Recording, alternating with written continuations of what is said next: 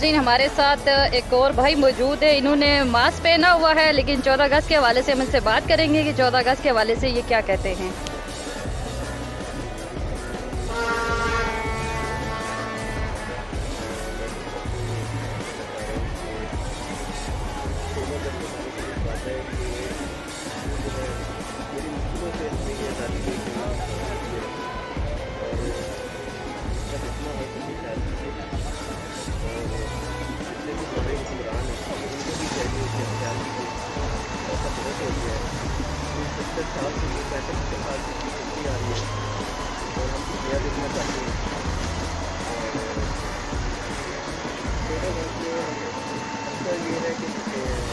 Getup करते हैं और ये स्टेटमेंट के लिए दिया जा रहा है। लोग फील करते हैं और उनको भी महसूस होती है वो भी हमारे साथ गेटअप है और बिल्कुल रियलिटी के करीब है।